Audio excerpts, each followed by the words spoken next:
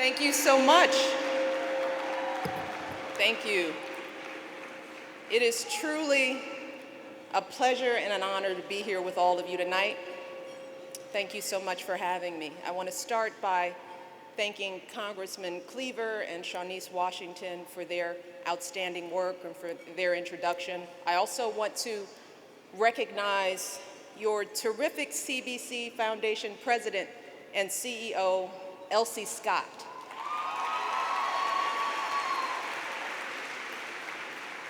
And of course, I want to congratulate this year's Phoenix Award winners, Attorney General Holder, Congresswoman Brown, Mayor Gant, and George Lucas. Thank you all for your outstanding contributions to our nation, and we look forward to hearing from you all later this evening. I also want to take a moment to note the passing of a true leader in this caucus, Congressman Donald Payne. Congressman Payne was a distinguished member of Congress, a visionary chairman of the CBC, and his presence is sorely missed.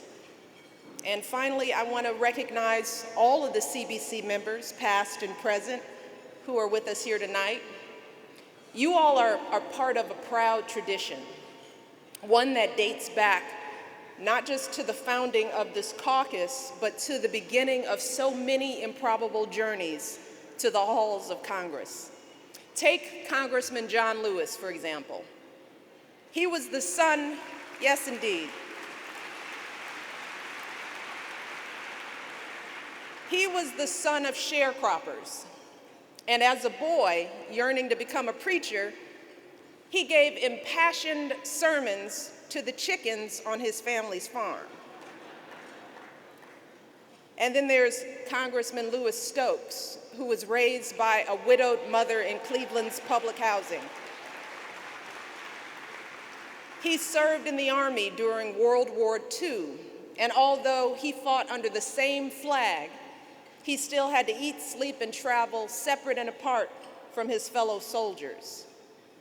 And then there's Congresswoman Barbara Lee, who almost didn't make it into this world. When her mother was in labor, the segregated hospital refused to admit her, and they didn't agree to care for her until hours later when it was almost too late. But from so many unlikely places, members of this caucus rose up and lived out their own version of the great American dream. And that is why they came here to Washington. They came because they were determined to give others that same chance. They were determined to open that doorway of opportunity even wider for those who came after them. They came because they believe that there is no higher calling than serving our country, no more noble a cause than that of our fellow citizens. Now, this work wasn't always easy, especially in the early years when members of this caucus faced challenges they never could have anticipated. For example, back in the early 70s, Congressman Ron Dellums was appointed to the Armed Services Committee, as was Congresswoman Pat Schroeder. Displeased about having both a woman and an African American assigned to his committee, the chairman at the time added just one seat to the committee room, and he forced the two of them to share it. But Congressman Dellums was unfazed. He said to Congresswoman Schroeder, let's not give these guys the luxury of knowing they can get under our skin. Let's sit here and share this chair as if it's the most normal thing in the world. Since its earliest days, this caucus has been taking on challenges and leading the way in the urgent work of perfecting our union, fighting for jobs and health care, working to give all our children opportunities worthy of their promise, standing up for the least among us every day, and earning the proud distinction as the conscience of Congress. That is the legacy of this caucus. And that's also what I want to talk a little bit about tonight. I want to talk about how we carry on that legacy for the next generation and generations to come. Now, back when our great-grandparents were riding that Underground Railroad, back when John Lewis was marching across that bridge in Selma, and Jim Clyburn was sitting in an Orangeburg jail, the injustices we faced were written in big, bold letters on the face of our laws. And while we may have had our differences over strategy, the battles we needed to fight were very clear. We knew that to end slavery, we needed a proclamation from our president, an amendment to our Constitution. To end segregation, we needed the Supreme Court to overturn the lie of separate but equal. To reach the ballot box, we needed Congress to pass the Voting Rights Act. So we moved forward, and we won those battles. And we made progress that our parents and grandparents could never have dreamed of.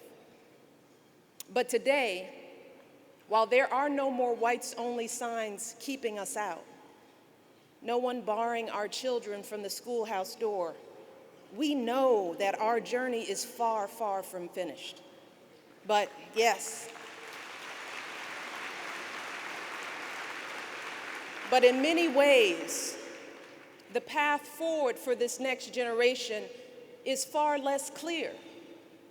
I mean, what exactly do we do about children who are languishing in crumbling schools? What about kids growing up in neighborhoods where they don't have opportunities worthy of their dreams?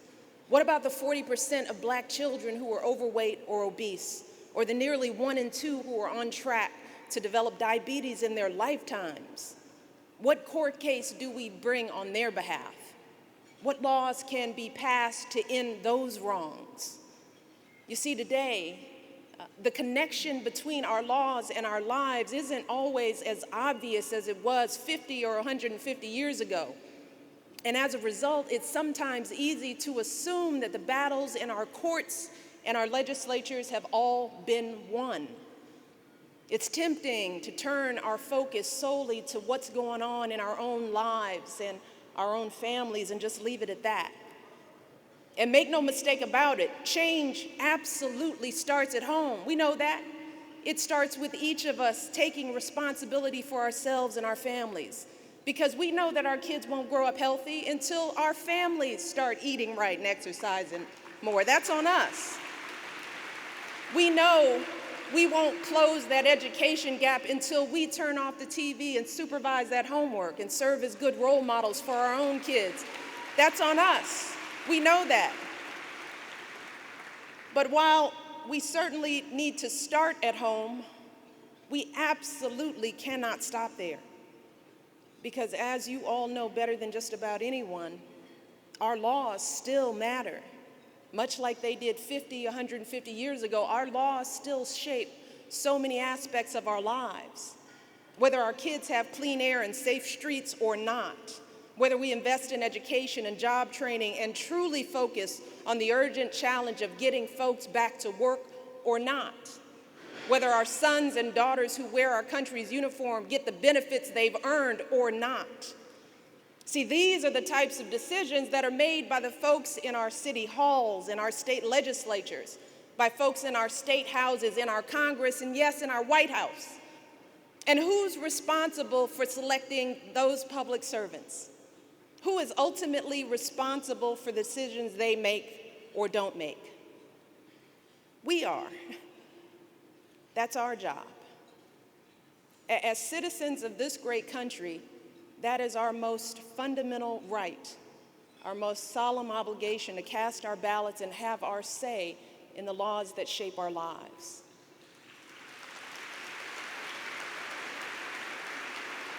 Congressman Lewis understood the importance of that right.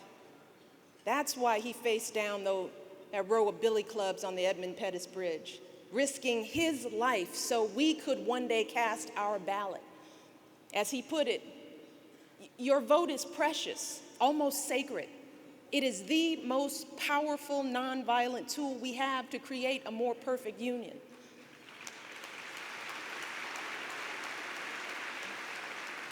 But today, how many of us have asked someone whether they're going to vote, and they say, no, I'm too busy, and besides, I voted last time, or no, it's not like my vote's going to make a difference. See, after so many folks sacrificed so much so that we could make our voices heard, too many of us still choose not to participate. But let's be clear, while we're tuning out and staying home on Election Day, other folks are tuning in. Other folks are taking politics very seriously. And they're engaged on every level. They're raising money. They're in constant dialogue with elected officials. And understandably, in the face of all of that money and influence, it can start to feel like ordinary voices can't be heard, like regular folks just can't get a seat at the table. But we are here tonight because we know that simply is not true. Time and again, history has shown us that there is nothing more powerful than ordinary citizens coming together for a just cause.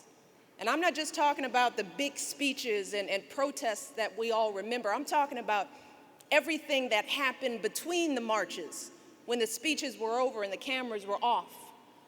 I'm talking about the thousands of hours that people like Dr. King and so many of you spent strategizing in cramped offices late at night. I'm talking about the folks in Montgomery who organized carpools and gave thousands of rides to perfect strangers, folks who walked miles on aching feet. I'm talking about the volunteers who set up drinking fountains and first aid stations on the Washington Mall, who made 80,000 bag lunches for folks who marched on that August day. I am talking about the tireless, thankless, relentless work of making change. You know, that phone calling, letter writing, door knocking, meeting planning kind of work. That is the real work of democracy. You know, what happens during those quiet moments between the marches? And that is how we carry on that precious legacy we've inherited. By recommitting ourselves to that day-to-day work that has always paved the way for change in this country. So that means being informed. It means following the news, learning about who's representing us and how our government works. Even more important, it means showing up to vote. And not just every 4 years, but every year, in every election. As the great Congresswoman Shirley Chisholm once said, you don't make progress by standing on the sidelines. Active and passionate citizenship engagement is at the core of our democracy. That's the whole point. It is the first 3 words of the preamble to our Constitution, we the people. And over the past 2 centuries, so many righteous men and women toiled and bled and sacrificed so that every last one of us could be included in that we. And today, we owe it not just to ourselves, but to them to exercise the rights they fought and died for. So when it comes to casting our ballots, it cannot just be we the people who had time to spare on Election Day. Can't just be we the people who really care about politics or we the people who happen to drive by a polling place on the way home from work. It must be all of us. That is our birthright as citizens of this great nation. That fundamental promise that we all get a say in our democracy, no matter who we are or where we're from or what we look like, or who we love. So we cannot let anyone discourage us from casting our ballots. We cannot let anyone make us feel unwelcome in the voting booth. It is up to us to make sure that in every election, every voice is heard and every vote is counted. That means making sure our laws preserve that right.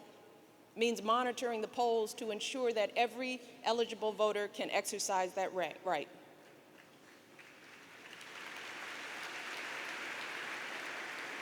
And make no mistake about it, this is the march of our time. Marching door to door, registering people to vote.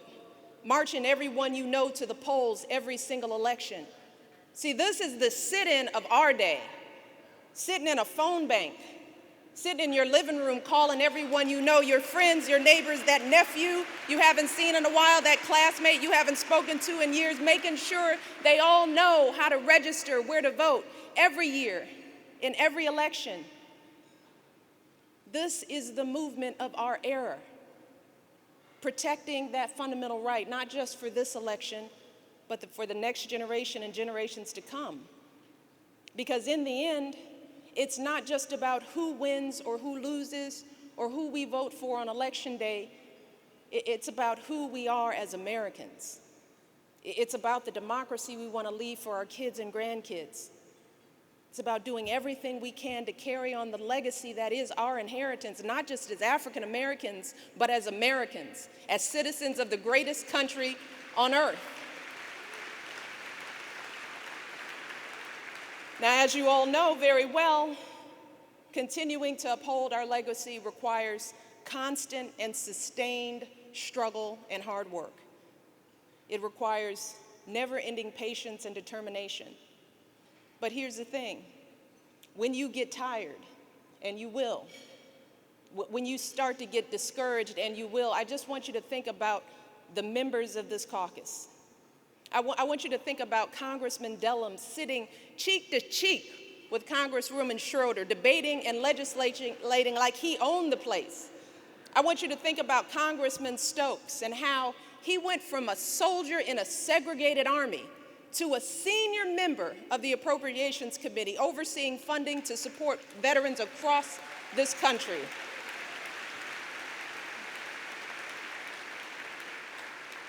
And finally, I want you to think about a photo that hangs in the West Wing of the White House. Some of you may have seen it. It's a picture of a young black family visiting the president in the Oval Office. The father was a member of the White House staff, and he brought his wife and 2 young sons to meet my husband. In the photo, Barack is bent over at the waist, and one of the sons, a little boy, just about 5 years old, is reaching out his tiny little hand to touch my husband's head. And it turns out that upon meeting Barack, this little boy gazed up at him longingly and he said, "I want to know if my hair is just like yours." And Barack replied, "Why don't you touch it and see for yourself?" So he bent way down so the little boy could feel his hair. And after touching my husband's head, the little boy exclaimed, "Yes, it does feel the same."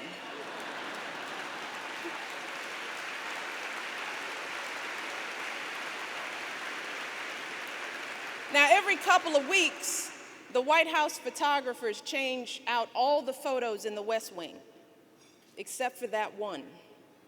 That one and that one alone has hung on that wall for more than 3 years.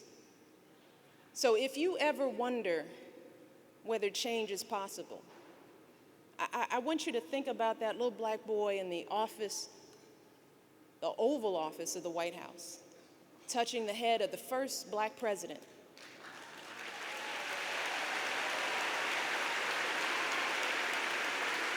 And as we mark the 150th anniversary of the Emancipation Proclamation, I want you to remember that the house they were standing in, the house my family has the privilege of living in, that house was built in part by slaves.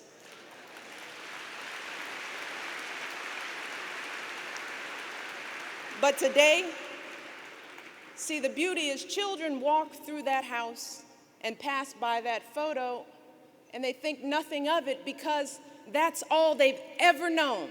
Understand this, they have grown up taking for granted that an African American can be president of the United States of America. Now, isn't that part of the great American story, isn't it? It is the story of continuous, breathtaking progress from one generation to the next. It's the story of unwavering hope, grounded in unyielding struggle. It's the story of men and women who said to themselves, "I might not fulfill my dreams, but if I march, if I stand strong on this bridge, if I endure another night in this jail cell, then maybe my children will fulfill their dreams. Maybe my grandchildren will. It is the story found in Scripture, in the verse in Hebrews that says, all these people were still living by faith when they died. They did not receive the things promised. They only saw them and welcomed them in the distance. So through all the many heartbreaks and trials, all of you and so many who came before you, you have kept the faith. You could only see that promised land from a distance, but you never let it out of your sight. And today, if we are once again willing to work for it, if we're once again willing to sacrifice for it, then I know that we can carry on that legacy. I know that we can meet our obligation to continue that struggle. And I know that we can finish the journey we started and finally fulfill the promise of our democracy for all our children. Thank you. God bless.